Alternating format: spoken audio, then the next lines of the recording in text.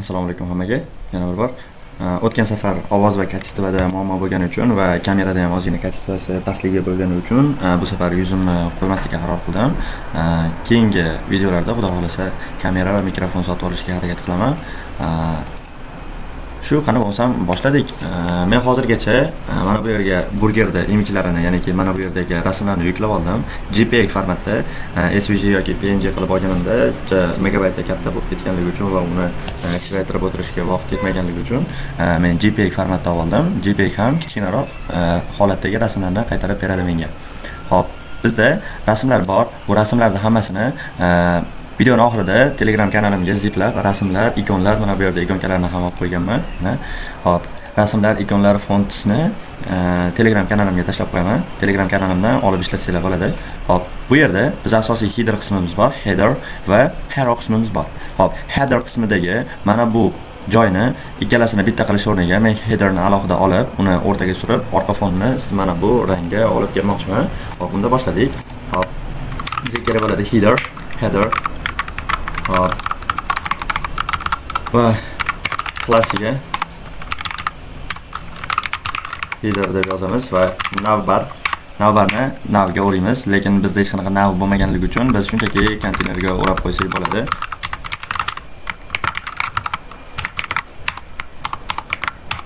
Va bizda bitta logo boxni shunchaki A ga o'rab href'iga index.htmlni ko'rsatib, ichiga imijni joylab qo'yganimiz yaxshiroq. Hop, assets ichidagi, images ichidagi logoda turibdi bizning rasmimiz. Endi logoimiz kattaroq bo'lgani uchun va ba'zida kelmay qolish holatlarini hisobini olib, loadingini lazy holatga keltiramiz. Hop, alternativ yozib qo'yishimiz kerak.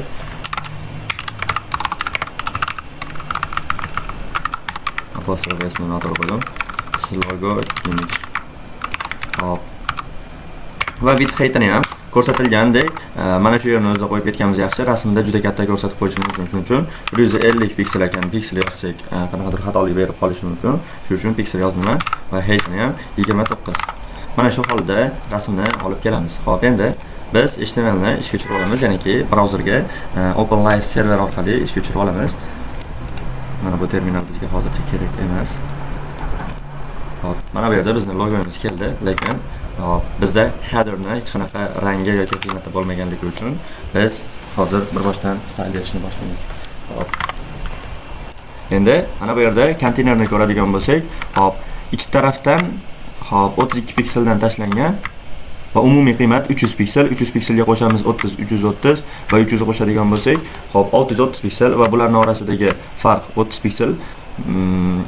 660 piksel va bu 300 piksel. Hop, umumiy konteynerimiz 960 ikki tarafdan 32 dan. 960 piksel plusdan 64 piksel beramiz. Hop, 1024 pikselga moslangan. Demak, konteynerni max width'ini 960 piksel. Hop, 1024 piksel va ikki tarafdan hop padding tepa pastdan mana bu yerda logoni ham paddingini ko'radigan bo'lsam, biratolasi tepadan paddingini ham berib ketadi va footerni ham ko'radigan bo'lsam, hop tepadan 24 piksel berib ketaveramiz. Hop, lekin hamma konteynerimizga ishlab ketgani uchun bunga padding tepa pastdan 0 piksel beramiz, ikki tarafdan 32 piksel. Hop, mana bu yerda yana bir marta qarab olamiz. 32 pikselmidi? Ha, 32 piksel edi. Endi hop, konteynerimizni boshlang'ich style tayyor. Max width'ini 1024 pikselga va endi marginini 0 va auto holatga keltirib olishim bu meni mana bu umumiy elementimni ekranda o'rtasiga surib berish uchun ishlatiladi. Hop, endi bu yog'iga bitta media yozib qo'yamiz. Katta ekranlar uchun, ya'ni 1440 pikseldan katta bo'lgan ekranlar uchun ham hop, min width uchun media yozib qo'yaman. Min width 1980 piksel bo'lgani uchun bo'lgan qiymatlar uchun konteynerni 1800 pikselga moslab konteynerni max width'ini 1800 pikselga moslab qo'yamiz. Hop, u juda ham katta bo'lgan ekranlar uchun ishlaydi. Hop, va faqatgina mana shu ekrandan katta bo'lgan qiymatlarda, ya'ni 32 talik yoki 48 talik monitorlarda biz saytimizni ochib qolishsa, konteynerni avtomatik moslab ketadi. Hop. Bu style pastroqqa tushirib qo'yamiz.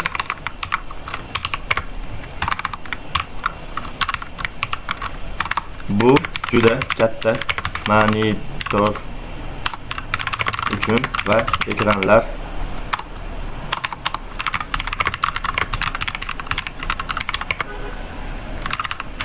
media. Hop, endi biz mana bu headerimiz uchun style berishni boshlaymiz. Header va headerni backgroundini mana bu ko'rsatilgan rangga to'g'rilab qo'yamiz. Hop, bu ko'rsatilgan rang mana bu rangda. Va mana bu yerda headerni qarasak, bu joyiga keldi. Va endi mana bu logo boxni chaqirib display flex justify content center align items center holatiga keltirib olamiz. Mana bu yerda ko'rsak, o'rtaga keldi, ammo hop logomiz qandaydir qisilib turganga o'xshab qoldi. 29 ni noto'g'ri berdim shekilli. Mana bu yerga kelib yana qaytadan ko'radigan bo'lsak, hop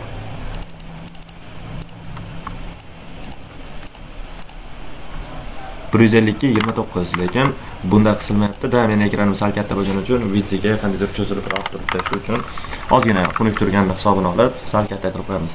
Taxminiy 35 piksellarga. Mana, endi chiroyliroq holatga keldi.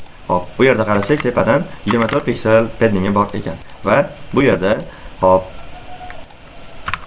paddingini 24 pikselga to'g'rilab qo'yaveramiz. Hop. Ammo pastdan ham padding tashladi. Shuni hisobini olib, faqatgina padding topdan 24 piksel beramiz. Hop, mana. Endi buni pastidan haro boximiz bor ekan. Mana bunga qaraydigan bo'lsa, bu ikkalasi ham 24 piksel ekan. Shunda bunga ham paddingni berib ketganimiz baratolasa to'g'ri bo'lar ekan. Va bizda haro page'imiz bor. Endi headerni pastidan main ichiga section class name haro va haro uchun chap tarafda bitta rasm bor. Buni ham yuklab olamiz. Hop, pastdagi shadowlari bilan tayyor holatda chiqarib beryapti menga. Buni JPEG formatda, chunki rasmlarni kesivasini pasaytirishga juda ham ko'p vaqtim yo'q. Shu uchun tezroq chiqarishga qaror qilganim uchun videoni hop mana bu yerda bizni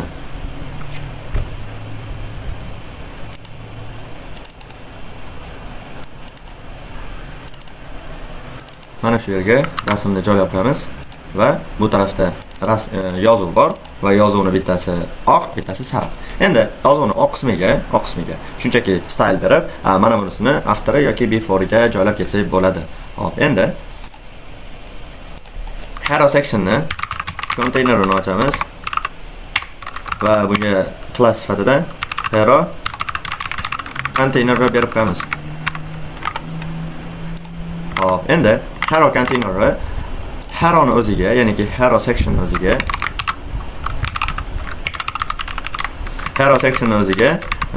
backgroundni berishim kerak. Haroni chaqirib olamiz va backgroundni URL orqali rasmni olib kelamiz. Imagesning ichidagi bg png rasmini. Hop, endi width'ini ekranga nisbatan 100% joyla, height'ini ekranga nisbatan qolgan qismida 100% joyla. Hop, lekin mana bu yerda 100% bo'lmagani uchun tepani tashlaymiz. 24 piksel, bu 35 piksel. 35 piksel. Hop. Va ikki tarafdan 24 dan 48 qo'shamiz, 48 piksel. Hop. Va buni pastidan 63 piksel. Hop. Umumiy mana bundan Mana bunga shunchaki 63 qo'shib qo'ysak bo'lar ekan. Hop. 326 plus 326 piksel plus 63 piksel. Pikselda chiqarmoqchi bo'lsak 789 piksel bo'lar ekan.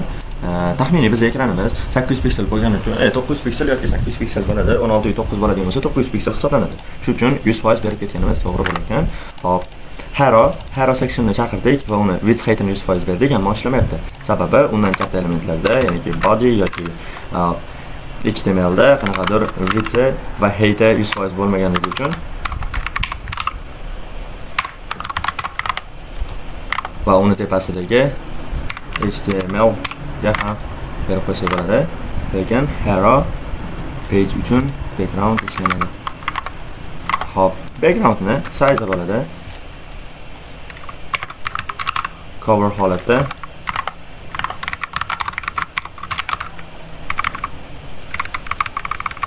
background size cover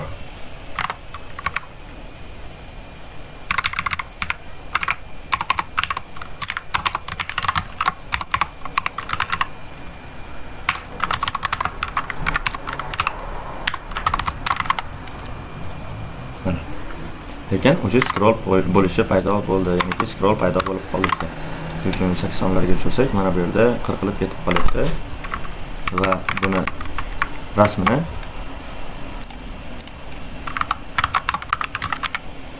contain moslaydigan bo'lsak, background repeatini no repeat ga tenglaymiz. No repeat mana bu yerdan sinishni boshlaydi va background position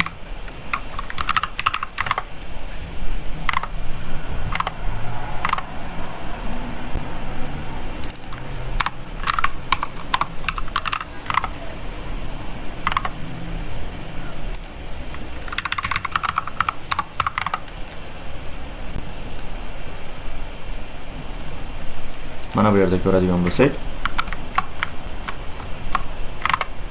shuni pikselda berib ko'ramiz. Bu necha piksel chiqqandi?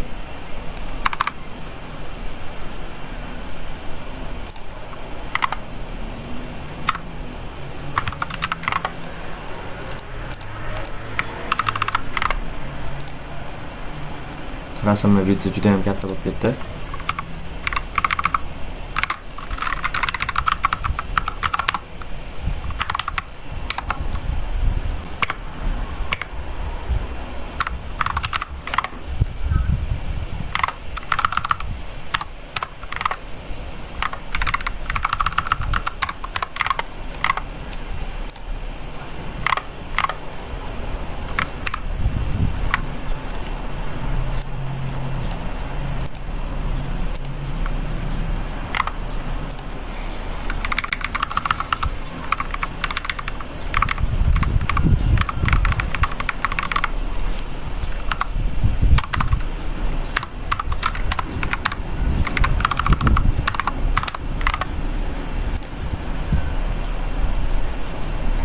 Bu yerga burger, bu yerga qiymatni joylasak bo'lar ekan, lekin scroll nega paydo bo'lganini ozgina tushunmayroq turibman.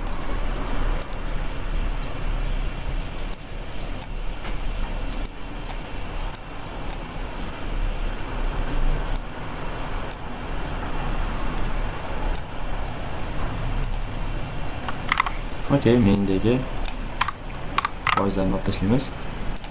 Endi xohlagancha bersak bo'ladi. 350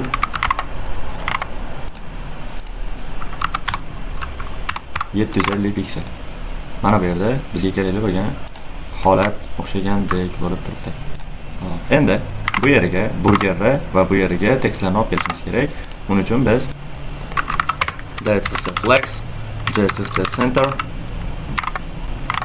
qiymatlarni berib olishimiz kerak va imagega to'g'ri buni bitta konteynerga o'rab olganimizdan keyin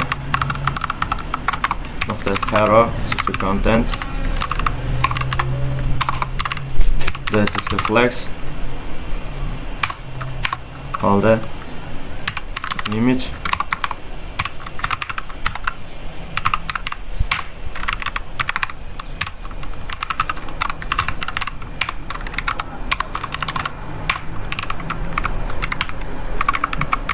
imagesni ichiga JPEG va buni loadingini lazy holda.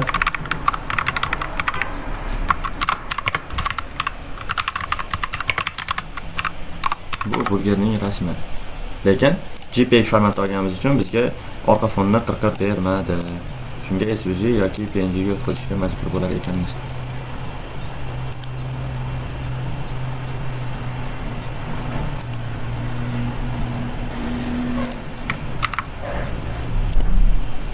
Hop, bu yerda bizga kerakli bo'lgan papkaga kira olamiz. Bu papkani to'plashtiramiz va bu yerdan uni rasmini PNG formatga o'tkazib qo'yamiz. Va bu yerga qarasak, mana burgerimizning rasmi keldi. Hop. Ekranimiz sal kattaroq bo'lgani uchun mana bu rasmlar va ma'lumotlar juda ham kichkinaga o'xshayapti. Shuning uchun sal yaqinlashtirib oldim. Horizon.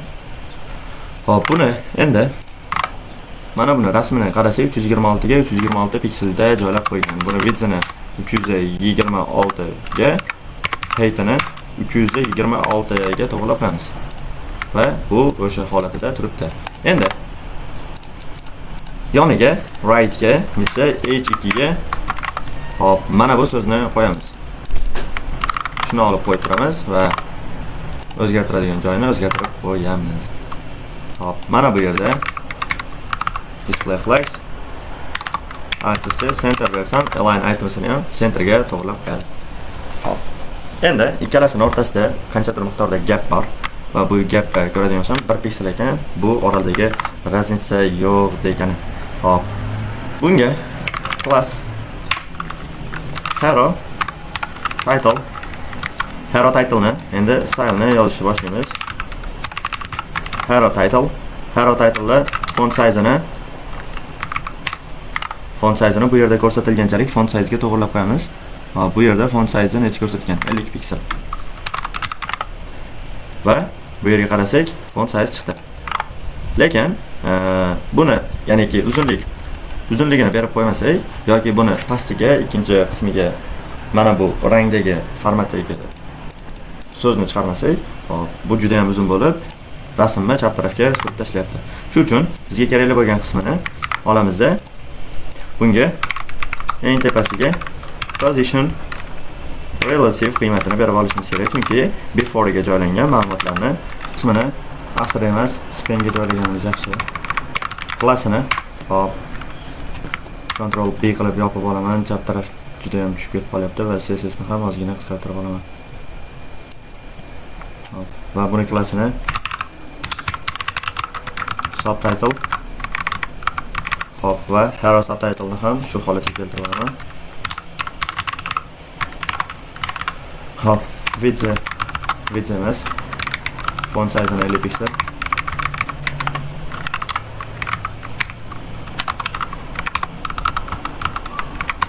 Color'ini mana bu yerda ko'rsatilgandek colorga o'girib olaman. Hop. Mana shu colorga. Hop, va buni o'rab turgan elementga display inline narsasini beraman. Inline block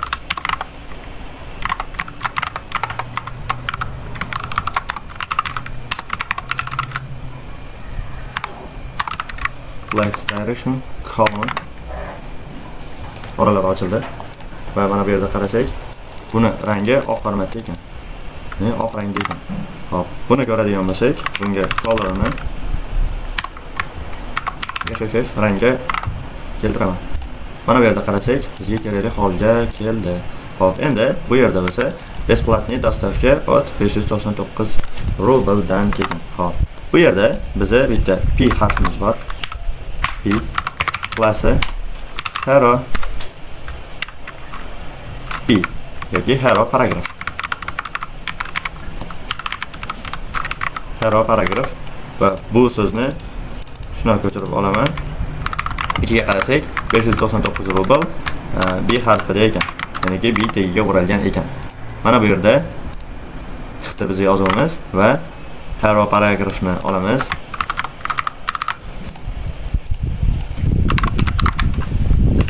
Hero paragrafni rangi va style'larni moslab qo'yamiz.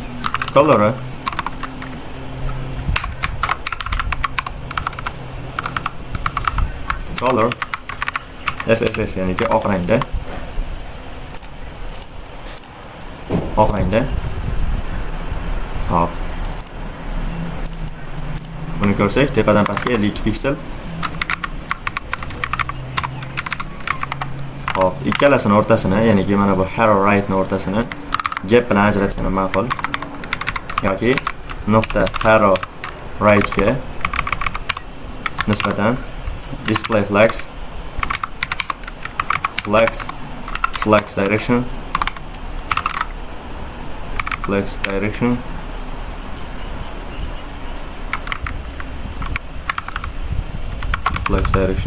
column berib turib, hop, justify content space around beradigan bo'lsam, ikki tarafdan joy tashlamadi, lekin between berib ko'ramiz. O'zgarmadi. Shunchaki gapni 52 pikselga to'g'rilab qo'yamiz. Boralar ochildi.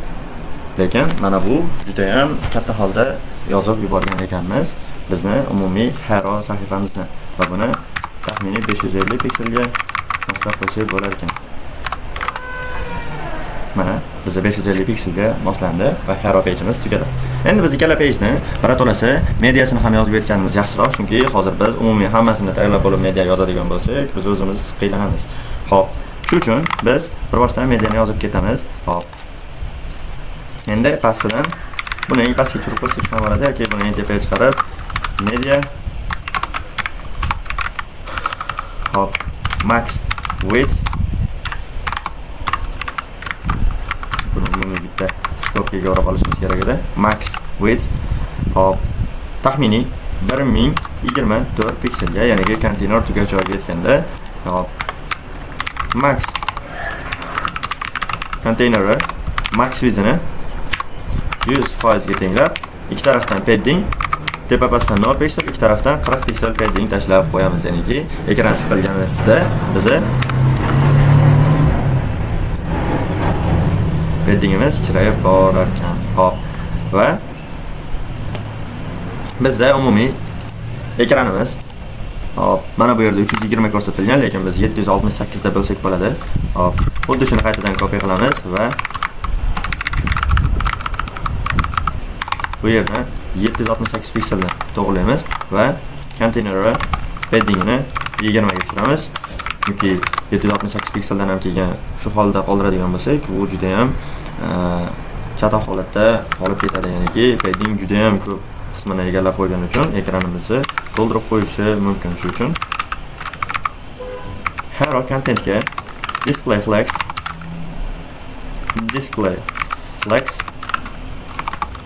direction column reverse holga keltiradigan bo'lsak, bizi rasmlarimiz bu holatga keladi. Lekin mana shu yerda text align center bermasak, tekstlarimiz chap tarafga yopishib qolgan holda turadi. Shuning uchun biz text align center holatini ham ko'rsatib qo'yishimiz kerak. Va mana bu yerda ko'rayotgan bo'lsangiz, 480 pikselga yana bir marta style yozamiz ekan va buni shriftlarini kichraytiramiz ekan. Mana bu yerda ko'rsatilgan shrift razmeriga. Hop.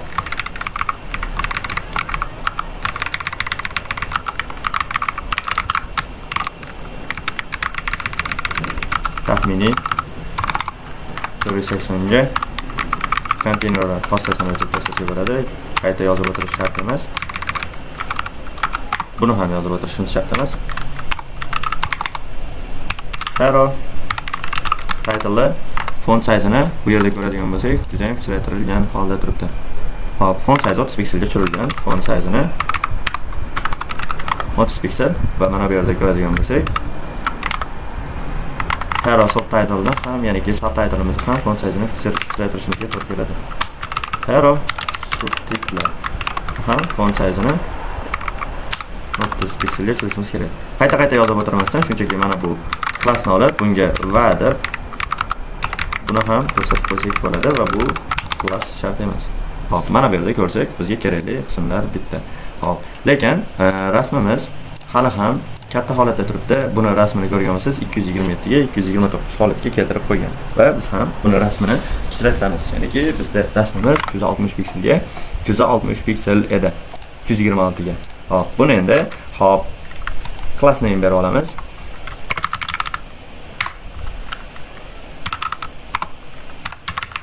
Hello burger image. Zo'roq class berganim yaxshiroq. Hop, qolgan joylarda adashib qolmasligim uchun. Width'ini 276 piksel. Adashmasam 227. Uzr adashibman. 227 piksel. Height'ini ham shunga qarab kichraytirib qo'yamiz.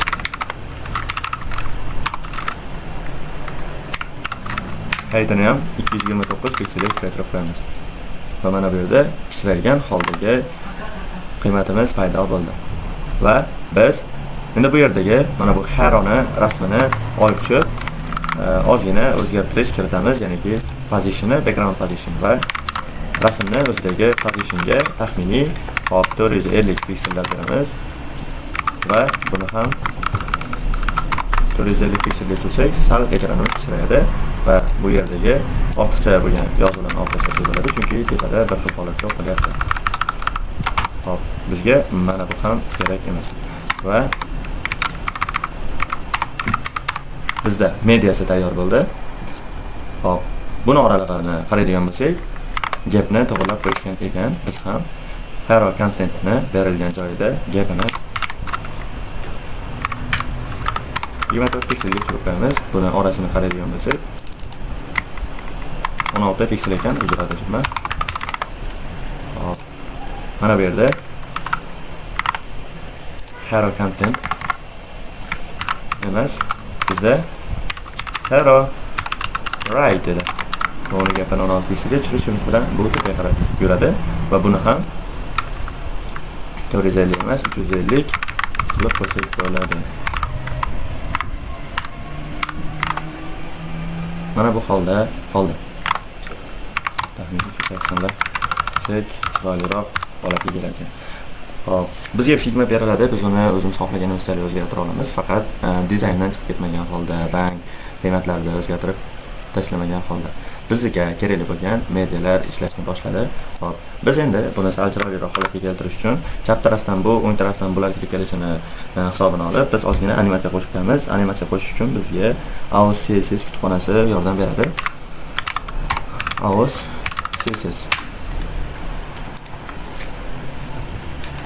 Buni pastida ulash uchun imkoniyatlari, buni bir qancha tayyor klasslari bor. Bizda eng pastida tayyor ulash uchun imkoniyati. Va buni olib qo'yamiz. Hop, va buni ham qo'yamiz. Eng pastiga, footerdan ham pastga skript ochib va CSS-larimizni utilizatsiya bo'lish uchun CSS-larni ham ko'rsatib qo'yishimiz kerak bo'ladi. Bizga chap tarafdan o'ng tarafga, o'ngdan chapga kirib kelgani yaxshiroq.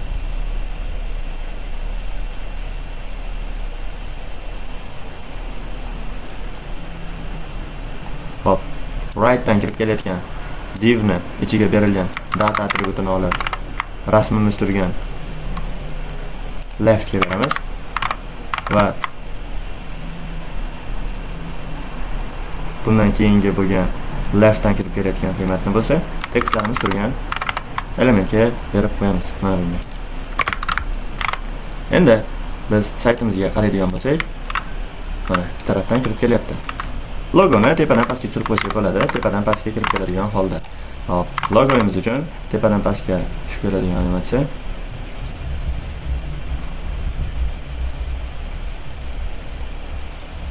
Fade down. Mana shuni berib qo'ysak bo'ladi ekan.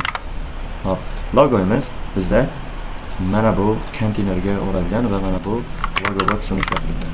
Endi qaraydigan bo'lsak va ko'radigan bo'lsak, ikki tarafdan va logolarimiz yondan chiqib kelyapti. Hop.